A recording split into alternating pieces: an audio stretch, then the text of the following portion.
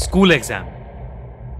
Exam ये शब्द शायद किसी हॉरर स्टोरी से भी ज्यादा डरावना है।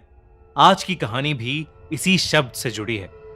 पुनीत और करण बचपन से ही बहुत अच्छे दोस्त थे। वो नर्सरी से लेकर 11th क्लास तक एक ही क्लास में पढ़ते आए थे और वो दोनों ही बचपन से पढ़ाई में थोड़े कमजोर थे, पर दोनों स्पोर्ट्स में बहुत अच्छे थे।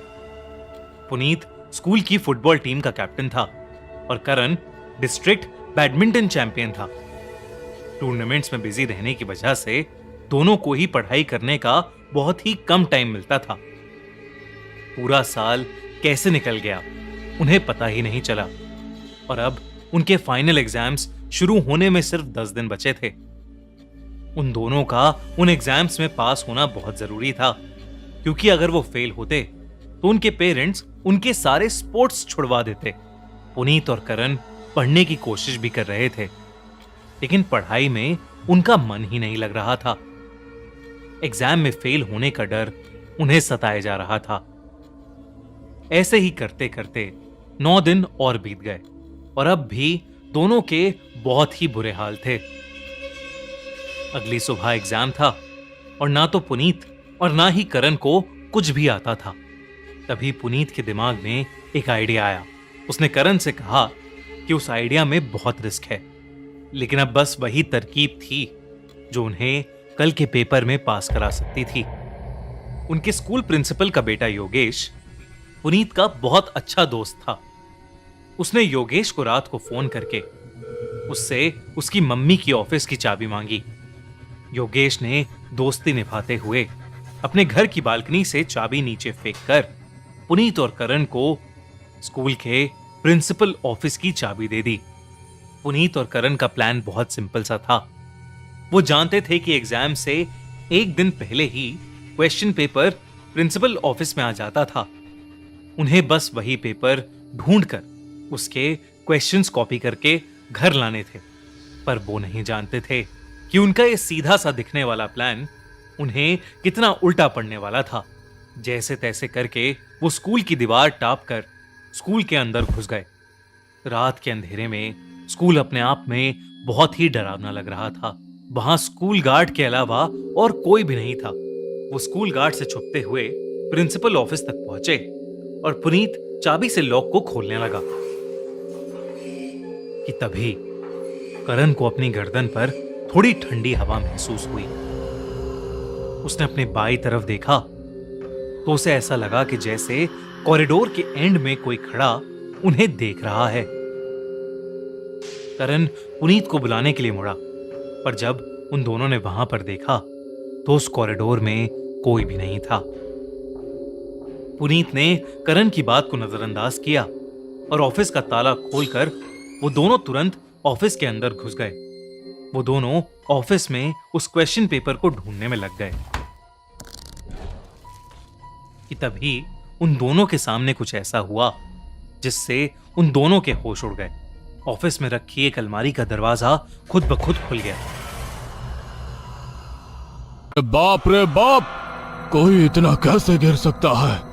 बहुत भारी तंत्र हुआ है इस पर। कहते हैं कि विवाह के दौरान दंपति अर्थात वो समय जब माला बदल होता है या 7 फेरे होते हैं या सिंदूरदान से लेकर दुल्हन विदाई तक की रस्म का जो समय होता है, वो समय बहुत ही संवेदनशील होता है। दोस्तों, स्केरी पंपकिन लेकर आया है अपनी नई web series Tantra. Check out scary pumpkins YouTube channel, link in the description. Puneet और करण ने घबराते हुए एक दूसरे को देखा, लेकिन तभी करण का ध्यान अलमारी में रखे एक पेपर पर गया। वो पेपर करण ने उसे उठाकर देखा तो वो कल सुबह होने वाले एग्जाम का ही क्वेश्चन पेपर था। पेपर को देखने की एक्साइटमेंट में करण और पुनीत दोनों ही भूल गए कि अभी क्या हुआ था और वो उस पेपर के क्वेश्चंस कॉपी करने लग गए। तभी अचानक से प्रिंसिपल के दरवाजे पर किसी ने नॉक किया। दरवाजे पर नॉक सुनकर पुनीत और करण का दिल उनके मुंह में आ गया। उन्हें लगा कि शायद योगेश ने प्रिंसिपल मैम को बता दिया है और वो उन्हें रंगे हाथों पकड़ने यहां आ गई हैं। वो दोनों बिना किसी आवाज किए प्रिंसिपल डेस्क के नीचे छुप गए। दरवाजे पर हो रही ठक ठक धीरे धीरे बढ़ती जा रही थी। पुनीत और करण डरे सहमे बस वहीं छुपे रहे। देखते ही देखते कोई उस दरवाजे को अब जोर जोर से पीटने लगा था। ऐसा लग रहा था कि वो दरवाजा बस अब टूट ही जाएगा। पर तभी एकदम से सन्नाटा हो गया। दरवाजे पर हो रही ठक ठक एकदम से बंद हो गई। पुनीत ने डेस्क के पीछे से उठकर दरवाजे पर नजर डाली और उसकी आंखों के सामने वो दरवाजा धीरे धीरे खुलने लगा। वो दरवाजा पूरा खुल गया, पर दरवाजे के उस ओर कोई नहीं था। जो कुछ भी हो रहा था वो पुनीत और करण की समझ से परे था। वो बस उस एग्जाम पेपर के क्वेश्चंस कॉपी कर कर वहां से निकलना चाहते थे, पर उनका वहां से निकलना इतना आसान नहीं होने वाला था। पुनीत और करण ने डेस्क के नीचे बैठे बैठे ही क्वेश्चंस कॉपी करना शुरू कर दिया। जितने भी क्वेश्चंस कॉपी हो सकते थे उतने क्वेश्चंस उन्होंने कॉपी किए और उस रूम से बाहर भागने लगे।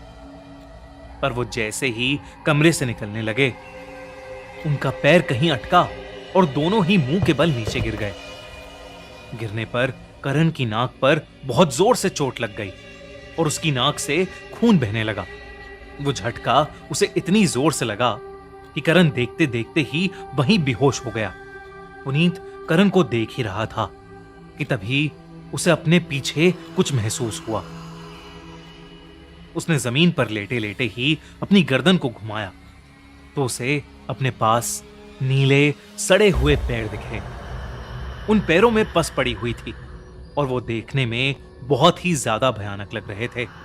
करण ने हिम्मत करके नजर उठाई तो वहां एक आदमी खड़ा था जिसने उनके स्कूल के पीएन जैसे कपड़े पहने थे। उसका मुंह इतना सफेद था जैसे उसके शरीर में कोई खून ही ना हो। उसे देखकर ही पुनीत की चीख निकल गई। उस आदमी की दोनों आंखें पूरी तरह से सफेद थीं और वो बिना कुछ बोले बस वहां खड़ा हुआ था। इससे पहले कि पुनीत कुछ कर पाता, उस भयानक आदमी ने अपने हाथ में पकड़ा वाइपर सीधा पुनीत के सर पर दे मारा और पुनीत वहीं गिरकर बेहोश हो गया और वो भयानक आदमी कहीं गायब हो गया। अगली सुबह जब स्कूल गार्ड को कॉरिडोर में दो बच्चे बेहोश मिले तो बहुत हाहाकार मच गया। उस दिन का पेपर कैंसिल हो गया और प्रिंसिपल को पुनीत और करण की चोरी के बारे में भी पता चल गया। पुनीत और करण को उस दिन की शाम को जाकर होश आया और वो हड़बड़ाहट में अपने साथ हुआ हादसा बताने लगे।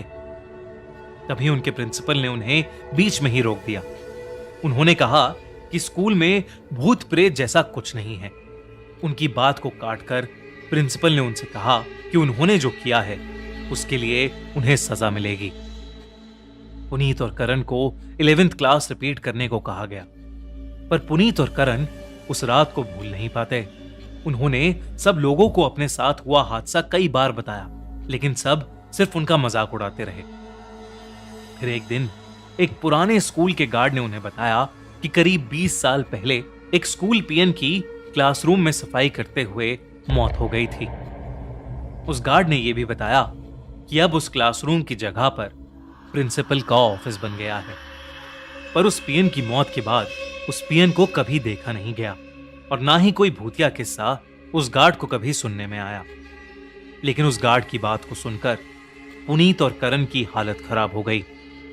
वो इतना डर गए कि उन्होंने अपने पेरेंट्स से बहुत जिद करके वो स्कूल ही छोड़ दिया।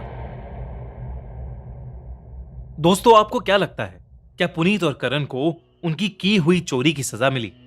अगर आप ऐसी सिचुएशन में हो तो कभी ऐसा काम मत करना। और हां, आपको अपने एग्जाम्स और उनके रिजल्ट्स के लिए ऑल द वेरी बेस्ट। हमारी अगले हफ्ते की कहानी हॉन्जो द जोकर स्पॉटिफाई पर ऑलरेडी लाइव है, तो डिस्क्रिप्शन में दी गई लिंक पर क्लिक करिए और जल्दी से उसे सुनिए। और अगर आपको ये वीडियो अच्छी लगी तो हमारा चैनल खूनी मंडे सब्सक्राइब करना बिल्कुल मत भूलना।